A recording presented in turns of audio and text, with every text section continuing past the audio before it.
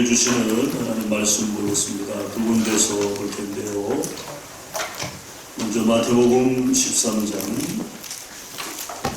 44절의 말씀입니다.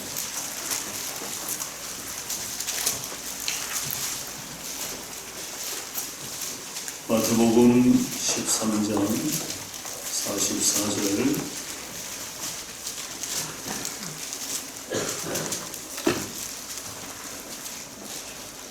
다 같이 읽겠습니다. 천국은 마치 마태랑 주인 노아와 같으니 사람이 이를 발견한 후 숨겨두고 기뻐하며 돌아가서 자기의 소유를 다 팔아 그 밭을 사느니라. 다음에 우리 구약에 있는 이사야 45장 1절로 3절 말씀 함께 읽겠습니다. 다 같이 읽습니다. 여호와께서 그의 기름 부음을 받은 고레스에게 이같이 말씀하시되 내가 그의 오른손을 붙들고 그 앞에 열국을 항복하게 하며 내가 왕들의 허리를 풀어 그 앞에 문들을 열고 성문들이 닫히지 못하게 하리라. 내가 너보다 앞서 가서 험한 곳을 평탄하게 하며 논문을 쳐서 부수며 쇠빗장을 꺾고 내게 흑암 중에 보화와 은밀한 곳에 숨은 재물을 주고 내 이름을 부르는 자가 나 여호와 이스라엘의 하나님인 줄을 네가 알게 하리라. 아멘. 티테디오스, 염려하지 않는 사람, 그렇게 좀 인사 나누십시오. 나는 티테디오스 이인호 목사입니다.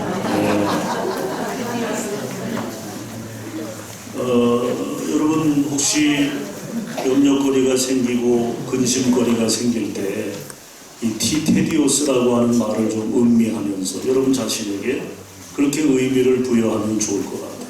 나는 티테디오스, 나는 결코 염려하지 않는 사람이다. 그런 믿음 가지고 살아갔으면 좋겠습니다. 여러분 만나면, 속해서도 만나면 티테디오스, 저 이아무개 집사입니다, 김아무개 군사입니다, 그렇게 인사 나누면 좋을 것 같습니다. 자꾸 우리가 입으로 선포해야 그 말이 뭐가 돼요? 시가 되는 거죠. 그 말이 결실이 되는 거죠. 자, 오늘 말씀 제목은 감추인 봉화입니다. 여러분 진주라는 보석이 있죠. 뭐 남자들이야 뭐 진주 목걸이 하고 다닐 일 없고 또 진주 반지 끼고 다닐 일 없지만 여자들은 그렇지 않죠. 아마 뭐 웬만한 여러분 보석함에 웬만한 분은 진주 목걸이 또 진주 반지 하나쯤은 가지고 계시지 않을까요? 네? 없어요? 좀 사주세요. 네. 이 진주라고 하는 이 보석에 별명이 있는데 인어의 눈, 또 달의 눈이라고 하는 별명이 있어요. 이 눈물이 의미하는 것은 고통이죠. 고통. 그만큼 아픔과 고통의 눈물 속에서 만들어지는 보석이라는 것입니다. 모든 보석은 모양과 색깔에 따라 어울리는 곳이 있고 어울리지 않는 곳이 있습니다만은 그러나 이 진주는 달라요. 이 진주는 어디든 잘 어울리는 보석이라고 하는 것입니다. 뭐 색깔에 구애받지 않고 그렇다고 뭐 추리닝이 있고 하면 좀 뭐 본때는 안 나겠지만 어쨌든 어떤 옷이든 어떤 색깔이든 다 이 진주는 잘 어울린다는 것입니다. 사실 다른 보석은 사람의 손에 의해서 가공되고 만들어진 아름다움이라면 진주는 자연적인 거죠. 사람의 도움 없이 스스로 그 찬란한 빛깔을 만들어내는 유일한 보석이라는 것입니다. 그래서 보석 중에 보석이라고 말하는 것이겠죠. 여러분, 그러나 모든 조개가 다 진주를 만드는 것은 아닙니다. 지금 세계 바다 안에 이 조개의 종류가 무려 10만 3천 종류가 있다고 그래요. 10만 3천 종류. 그 가운데 진주를 만들어내는 조개가 15,000개가량이 된다고 합니다. 종류가. 그런데 그 15,000 종류 가운데서도 보석으로 쓰일 수 있는 그 진주를 만드는 조개, 그 조개 수는 1,300개 정도밖에 안 된다고 합니다. 그러니까 전체 그 조개 숫자로 보면 약 한 1% 정도 되는 거죠. 여러분, 그것은 우리 인생살이도 마찬가지라고 생각을 합니다. 인생을 살아가다 보면 아픔과 고난의 순간이 있죠. 그런데 그 고난 때문에 망하는 사람이 있는가 하면 새로운 인생을 살아가는 사람들도 있습니다. 그렇습니다. 오히려 고난의 순간에, 아픔의 순간에 자신의 인생을 디벨롭, 역전시켜서 영롱한 진주처럼 자신의 삶을 가꾸어 살아가는 걸작품 인생들인 거죠. 오늘 이사야서의 본문은 칠흑 같은 이스라엘의 암담한 상황 속에서 오히려 소망을 가지라 하는 이사야의 예언의 말씀입니다. 아무리 힘들고 어려워도 지금 칠흑 같은 어둠에 쌓여 있다 할지라도 뭘 가져라? 소망을 가져라. 소망을 가져라. 이것이 오늘 이사야서에 담긴 예언의 말씀이라는 것입니다. 이사야는 앞으로 170년 후에 등장하게 될 한 사람에 대해서 조명을 합니다. 170년 후에 등장할 그 인물이 누구냐? 그가 바로 고레스라고 하는 거죠. 고레스. 이 고레스라고 하는 한 인물이 나타나서 하나님의 도움으로 천하를 손에 넣게 될 것이고, 또 이 고레스의 도움으로 이스라엘은 해방되고 무너진 성전을 수축하게 될 것이다. 그것을 누가 예언했다고요? 이사야가 예언하고 있다는 거죠. 그 내용이 오늘 1절에 기록되어 있습니다. 우리 1절 다시 한번 볼까요? 여호와께서 그의 기름 부음을 받은 고레스에게 이같이 말씀하시되 내가 그의 오른손을 붙들고 그 앞에 열국을 항복하게 하며 내가 왕들의 허리를 풀어 그 앞에 문들을 열고 성문들이 닫히지 못하게 하리라. 누가 하신다는 거예요? 하나님이 하신다는 거예요. 여호와께서 그렇게 하신다. 누구를 통해서? 고레스를 통해서 그렇게 하십니다. 170년 후에 나타날 한 인물에 대해서 지금 이사야가 그렇게 예언을 하고 있다는 거예요. 여러분이 고레스라고 하는 사람은 누굽니까? 그의 아버지는 감비세스라고 하는, 이 메데라고 하는 나라의 속국이었던 안산, 저 경기도 안산이 아니고 안산이라고 하는 그 나라의 왕의 아들로 태어나. 이 안산이라고 하는 나라는 조그마한 나라. 조그맣다는 것보다 더 작은 거를 표현할 때는 쬐끄맣다 그러죠. 쬐끄만 나라. 그 나라의 아버지가 왕이고, 그 다음에 고레스가 이제 그 뒤를 이어서 왕이 된 것입니다. 그 작은 임금 하나에 하나님이 기름을 부어주셨다. 그게 오늘 1절의 말씀. 그에게 기름을 부어주셨다. 보잘것없는 한 임금을 선택하셔서 천지를 창조한 능력 있는 손으로 그를 붙들어 주셨다는 거죠. 그로 인해 세상에서 능히 그를 당할 자가 없게 된 것입니다. 즉 고레스 왕이 행차만 하면 소아시아의 모든 왕들이 제 손으로 허리띠를 풀고 왕복을 벗어던지고 달려나와 두 손을 들고 항복을 했다. 여러분 보세요. 전소아시아를 정복하는 3년 동안에 싸움 한 번 하지 아니하고 차례대로 나라를 접수하게 되었다는 것입니다. 여러분, 이것이 가능한 일입니까?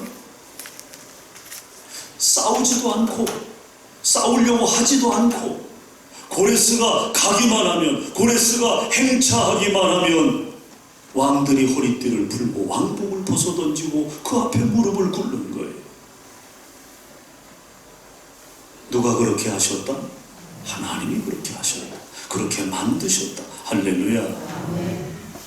여러분, 그렇습니다. 하나님이 오늘이라도 누구든지 기름 부어 쓰시겠다고 하면, 오른손으로 붙들어 사용하시겠다고 하면, 모세의 지팡이를 통해서 홍해를 가르듯이 우리가 아무리 연약하고 힘없는 자라 할지라도 하나님이 쓰시면 이 땅에 영향력 있는 인물이 될 수 있는 줄로 믿습니다.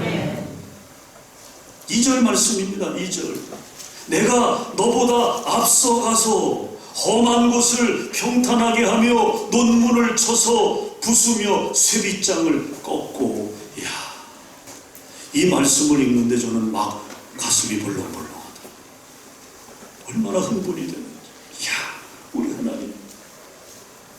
하나님 대단하신 분이시다. 내가 너보다 앞서가서 고레스, 내가 너보다 앞서가서 험한 곳을 평탄하게 하겠다. 논문을 쳐서 부수겠다. 쇠빗장을 꺾겠다. 여러분, 이 묘사는요, 하나님께서 새 역사를 펼쳐가심으로 고레스가 왕이 된 지 10년 만에 바벨론이라고 하는 초강대국을 정복하는 그 그림을 그려주고 있는 거예요. 여기 2절에 언급되고 있는 험한 곳을 평탄하게 하고 논문을 쳐서 부수며 쇠빗장을 꺾고, 이 말씀의 대상은 바로 바벨론이라고 하는 것입니다. 여러분, 당시 바벨론은요, 난공불락의 성이었어요. 초강대국입니다. 초강대국. 감히 누구도 바벨론을 상대할 수 없을 만큼 그런 강대한 나라였어요. 지금으로 말하면 미국쯤 되겠죠. 미국쯤. 난공불락의 성이었다. 나는 새가 아니면, 나는 새가 날잖아요. 새는 어디든 날아갈 수 있잖아요.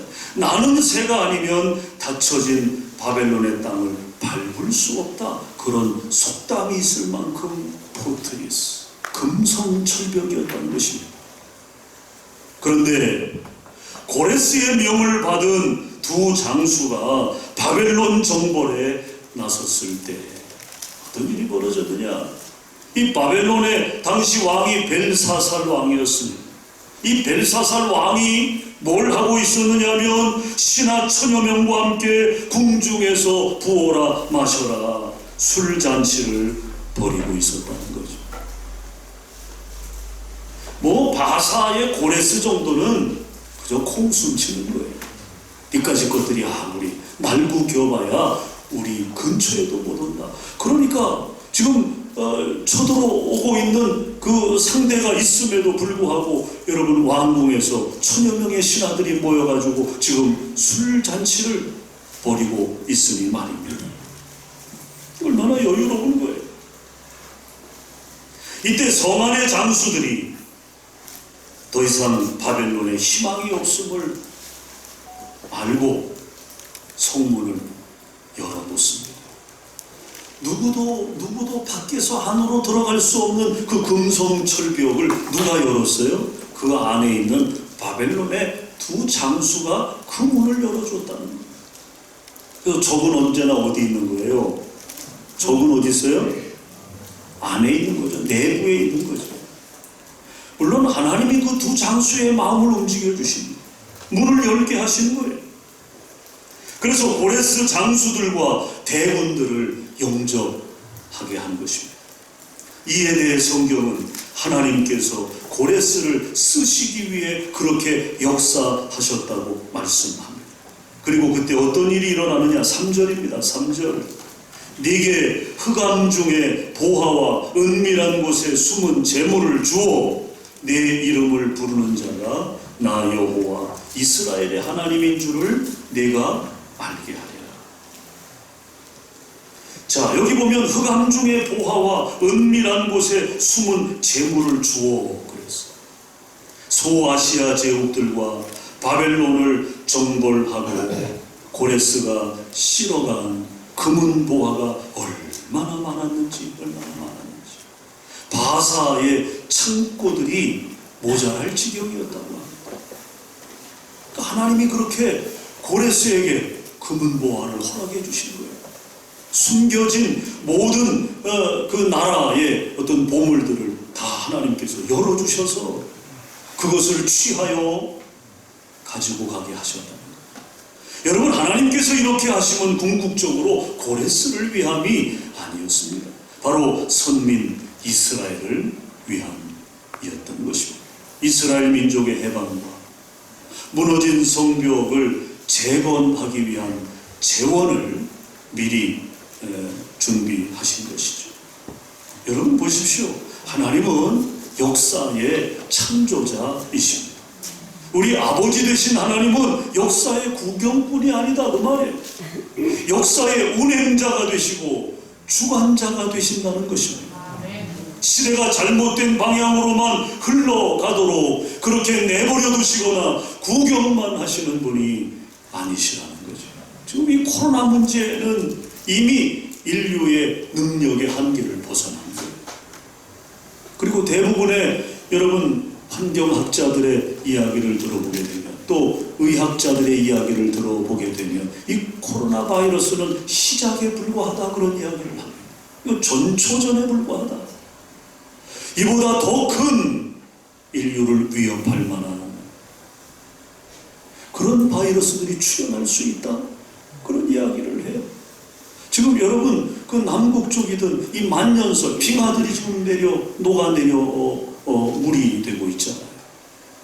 그런데 그 만년설 그 빙하가 녹아짐으로 해서 그 속에 얼어있던 그 사체들이 지금 드러나고 있는 거예요.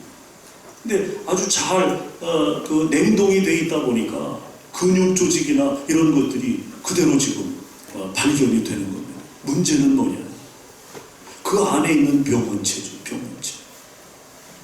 그 병원체가 혹 만약에 인류를 위협하게 되면 무방비 상태가 된다는 거예요. 무방비. 그 시작이 코로나다 그렇게 이야기를 합니다. 그런 이야기 들으면 여러분 얼마나 걱정스럽고 염려스럽습니까? 이제 자라나는 우리의 자녀 손들을 생각해 보면 뭐 우리야 살 만큼 살았다 하지만 이제 피어나는 어린 우리 자녀들 손주들 보게 되면 참 걱정스럽죠. 그러나 우리가 한 가지 희망이 있다면 시대가 그렇게 흘러가도록 하나님은 내버려 두시지 않는다. 구경만 하시지 않는다. 인류의 한계가 드러나고 있지만 그러나 하나님은 한편에서 그것을 방비하고 방어할 수 있는 그 방법을, 그 대책을 하나님이 간구하고 계신 줄로 분명히 믿습니다. 사람을 통해서 하나님이 역사하시는 거죠. 아이디어를 주시고 능력을 주셔서 그것을 감당해낼 수 있는 어떤 대비책을 하나님께서 분명히 세워주신다는 거예요. 170년 전에 이사야를 통해서 고레스가 예언되었듯이 하나님은 그렇게 사람을 통해서 일하실 줄로 믿습니다. 사막을 오가며 장사하는 한 아라비아 상인이 있었어요. 하루는 그가 사막에서 길을 잘못 들어 길을 잃어버리고 말았습니다. 그런데 그것이 도리어 전화위복이 돼서 여기저기 막 방황을 하다가 길을 찾다가 오아시스 하나를 발견하게 되었고, 그리고 그 길이 지름길이라는 것을 알게 된 것입니다. 그러나 그는 동료 상인들에게 그 지름길을 가르쳐주지도 오아시스가 있다는 사실을 알려주지도 않고 혼자만 그 길을 즐겼고요. 큰 야자나무 그늘 밑에 행장을 풀어놓고 생수를 마시며 즐기곤 했습니다. 그러던 어느 날 큰 야자수 그늘 아래 짐을 풀어놓고 누워 쉬고 있는데 문득 그런 생각이 드는 거예요. 누워서 보니까 이제 야자나무가 크게 보일 거 아닙니까? 이 큰 야자나무 때문에 다른 사람들이 오아시스를 발견하면 어떡하지? 그런 생각이 문득 든 거예요. 나무가 크면 멀리서도 그 나무가 보일 거 아닙니까? 그러면 이 나무 때문에 누군가 여기를 찾아와서 오아시스를 발견하면 어떡하지? 그런 생각이 든 거예요. 그 사람들이 이 물을 퍼마시면 아무래도 물이 마를지도 몰라. 아니 혹시 저 큰 야자수 나무가 오아시스 물을 다 빨아들이면 나는 뭘 마시지? 이런 생각이 드는 거예요. 그래서 이 상인이 어떻게 했게요? 그 야자나무를 싹둑 잘라버린 겁니다. 멀리서도 안 보이도록, 또 이 나무가 오아시스 물을 빨아먹지 못하도록 그 나무를 잘라버린 거예요. 얼마 후 그곳을 다시 찾은 그는 절망의 탄성을 지르고 말았어요. 왜냐하면 오아시스가 사라져버렸어요. 말라버렸어요. 어리석은 이 상인은 야자수 나무가 있어야만이 오아시스가 그대로 살아있을 수 있다는 사실을 몰랐던 거죠. 또 오아시스는 많은 사람들이 나누어 마실 때 생수가 더 풍성하게 나온다는 사실도 그는 몰랐던 거예요. 여러분 그렇잖아요. 우물물은 자꾸 퍼내야 물량이 더 많아지는 거 아닙니까? 그렇죠? 예? 자꾸 퍼내야 써야 되는 거예요. 써야. 여러분 이것이 뭡니까? 이 이야기가 우리에게 주는 교훈은 뭡니까? 이것이 하늘에서 내려준 보화의 신비요 신앙의 신비라고 하는 것입니다. 나눠야 베풀어야 복을 받는다는 거예요. 고레스의 도움으로 포로에서 돌아온 유다 백성들은 고레스가 실어준 보화를 싣고 와서 성전을 재건할 수 있었다라고 하는 것입니다. 만약에 여러분 고레스가 그 금은 보화를 자기가 다 먹었다, 자기가 아까운 마음에 그것을 다 취했다, 아마 오늘 본문에 고레스라고 하는 이름이 우리에게 알려지지 않았을 수도 있죠. 그러나 고레스는 도와줬습니다. 자기가 받은 바 하나님의 은혜를 기억하고 유다 백성들을 포로 귀환시키면서 그냥 보낸 것이 아니라 그들에게 많은 금은 보화를 실어줬다는 것. 그것을 가지고 그들이 돌아와 성전을 재건할 수 있었다는 거죠. 사랑하는 여러분, 시대가 경제적으로 어려울 때 오히려 물질에 사명 있는 사람들이 하나님으로부터 세워진다는 사실을 여러분 아십니까? 고레스처럼 하나님께서 쓰시는 사람들 가운데 흑암 중에 보화와 은밀한 중에 숨은 재물을 얻는 사람들이 나오게 된다는 것입니다. 저는 우리 교인들 중에, 우리 자녀손들 중에 그런 인물이 좀 많이 나왔으면 좋겠어요. 하나님께서 물질의 복을 부어주셨어요. 어려울 때에 그로 하여금 그 물질을 나눌 수 있도록, 힘든 사람들, 어려운 사람들을 도와줄 수 있도록 하나님께서 부를 쏟아부어 주시고 그 복을 누릴 수 있는 하나님의 사랑,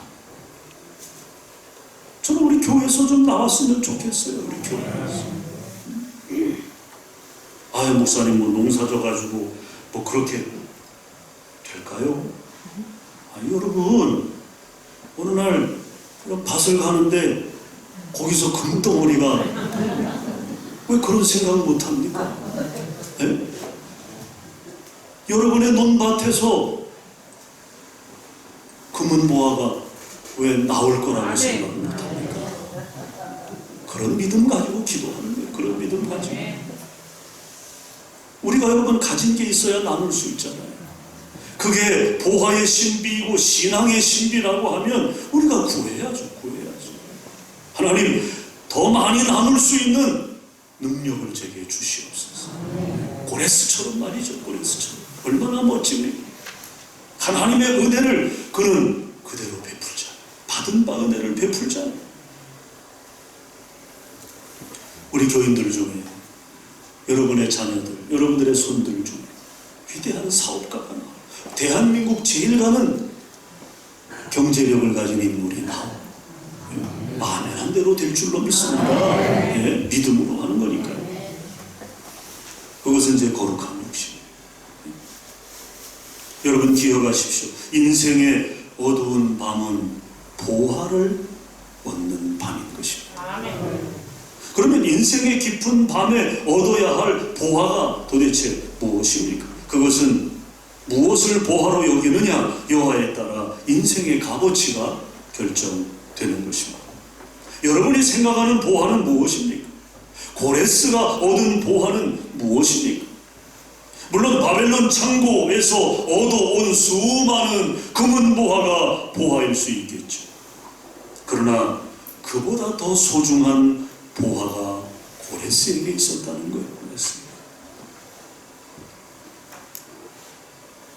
그것을 정리해보면 세 가지입니다.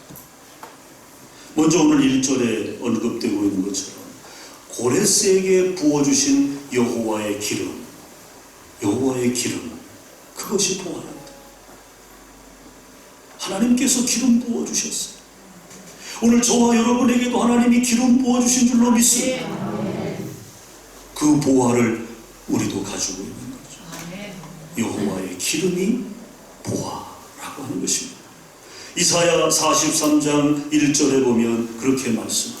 내가 너를 지명하여 불렀나니 너는 내 것이야. 이게 기름 부음이에요. 기름 부음. 여러분 한 사람 한 사람 그냥 여러분들 여기 오셨어요? 아니에요. 하나님이 여러분을 부르신 줄 믿으시기 바랍니다. 소태교회로 하나님이 우리를 불러 모아 주십니다. 하나님이 우리를 부르셨을 뿐만 아니라 너는 내 것이다 기름 부어 주신 것입니다. 즉 하나님의 소유됨, 하나님의 것으로 선택됨, 그것이 고레스 안에 있는 첫 번째 보화였다는 거죠. 그러면 두 번째 보화는 뭡니까? 그것은 하나님이 붙들어 주신 능력 있는 오른손, 그것이 보화였다는 거예요. 하나님의 오른손. 이 오른손이 의미하는 것은 뭡니까? 철두철미한 보호입니다. 그러니까 고레스가 가는 곳마다 이기게 하시는 거예요. 가는 곳마다 그 나라를 접수하게 하시는 거예요. 그것이 하나님의 능력의 오른손의 역사였다는 거죠. 마지막 세 번째 그가 가지고 있는 그에게 소유된 보화는 무엇이었습니까? 앞장서 가시며 논문을 쳐부수며 쇠빗장을 걷고 승리하게 도와주시는 여호와 니시, 그 하나님의 승리케 하심이 그의 보화였다는 거예요. 여러분 우리도 이 세 가지 보화를 다 가지고 있음을 믿습니다. 우리도 이 시대에 하나님께서 우리를 사용하시기 위해서 필요한 모든 것을 저와 여러분에게 주셨다는 거죠. 우리가 이제 신약의 본문으로 돌아가 보면 마태복음 13장 44절에 보화를 얻는 농부의 이야기가 나와요. 보화는 하나님 나라 복음이요 바로 예수였습니다. 예수. 여러분 기독교는 예수로 시작해서 예수로 마치는 종교인 줄로 믿습니다. 왜냐하면 예수님 안에 모든 보화의 신비가 숨어있기 때문입니다. 여기 농부는 보화를 직접 얻을 수 없었습니다. 자기 소유의 밭이 아니었기 때문이죠. 그래서 그 보화를 얻기 위해서 그는 어떻게 합니까? 오늘 본문에 보면 자기 모든 소유를 다 팔아 자기 재산을 다 처분한 거예요.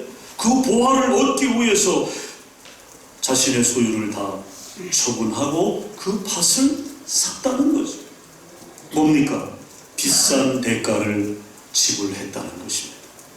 우리도 마찬가지예요. 하늘의 보화를 얻기 위해서는 비싼 대가를 지불해야 하는 것입니다. 그것이 바로 모든 면에서 구별되어야 하는 우리의 신앙생활인 것이죠. 여러분, 신앙생활이라고 하는 것이 뭐 룰루랄라 무슨 뭐 산보하듯이 무슨 뭐 우리가 소풍 가듯이 그런 게 신앙생활이 아니잖아요. 여러분, 신앙생활하다 보면 우리가 억울한 일도 당합니다. 손해도 당하고요. 신앙생활하다 보면 우리가 참아야 할 일들이 얼마나 많아요. 비싼 대가를 지불하는 것입니다. 내가 그리스도인이라고 하는 그 이유 때문에 내 감정을 억눌러야 하고, 때로는 수모도 겪어야 하고, 손해도 봐야 하고. 그게 뭐예요? 그게 비싼 대가를 치르는 것입니다. 그러므로 우리가 예수를 얻고자 한다면 반드시 신앙생활을 사야 한다. 교회 생활을 사야 하는 것입니다. 그런데 복은 받고 싶고 예수는 얻고 싶은데 교회 생활에서 상처받는 게 싫다고 교회 생활 버리면 어떻게 됩니까? 예수도 떠나가는 것입니다. 예수도 떠나가는 것. 사랑하는 성도 여러분, 우리가 하늘의 신령한 복과 땅의 기름진 복을 받고 예수님을 얻기 위해서는 반드시 헌신과 봉사를 사야 하는 줄로 믿습니다. 시간을 내서 기도하고 말씀 듣는 자리를 사야 한다는 거예요. 상처받아도 속회에 나아가 함께 교제를 사야 하는 것입니다. 나는 상처받기 싫다. 상처받았다고 여러분 그런 속회 모임이나 작은 모임에 소그룹 모임에 불참해서는 안 된다는 거죠. 나아가 교제를 사야 한다. 그리고 마지막에는 목숨까지라도 내어놓는 것입니다. 살고자 하는 자 죽을 것이요 죽고자 하는 자 살게 되는 생명의 신비를 체험하게 되는 것입니다. 그런 사람은요, 때로 가진 거 다 잃고 난 다음에도 콧노래를 부를 수 있게 되는 것입니다. 사업에서 실패해도 건강을 잃어도 콧노래를 부를 수 있다는 거예요. 주 안에 있는 나에게 뭐가 없어요? 근심이 없는 거예요. 근심이 없는 거. 여러분의 삶이 그렇게 되기를 주님의 이름으로 축원합니다. 우리가 예수 안에 있을 때, 또 주님이 우리 안에 있을 때 우리의 삶이 그렇게 되는 것입니다. 능력 있는 삶을 살게 되는, 베푸는 삶을 살게 되는. 여러분, 나는 감아보시기, 반주해 주시기. 오늘 들은 말씀을 생각해 보시기. 하나님께서 이 아침 여러분들을 만나주시기 위해 찾아오심을 여러분 믿습니까? 여러분을 만나기 위해 하나님이 여러분 가운데 오셨다는 거죠. 위로의 주님이 여러분을 찾아오셨음을 여러분 믿으시나요? 그렇다면 그분을 붙드시기 바랍니다. 오늘 아침 하나님께서 여러분에게 결단을 요구하십니다. 두 주먹을 움켜쥐고 결단하시기 바랍니다. 성령이 주신 마음입니다. 너는 이 시대의 고레스가 되어라. 이 시대의 고레스가 되어라. 하나님께서 여러분에게 약속의 음성으로 찾아오셨습니까? 그렇다면 하나님께 기도하시기 바랍니다. 하나님, 나를 도와주시옵소서. 나를 영향력 있는 이 시대의 고레스로 사용하여 주시옵소서. 오늘 주신 말씀 붙들고 하나님 앞에 이 시간 함께 한 1, 2분 우리 소리내서 간절히 기도하겠습니다. 다 같이 기도합니다. 아버지 하나님 감사합니다. 고레스를 통해서 하나님의 놀라운 역사를 이루어 가신 하나님, 그를 높여주시고 그를 통해서 승리케 하소서. 그를 통해서 아버지 하나님 70년 포로 생활하는 이스라엘 민족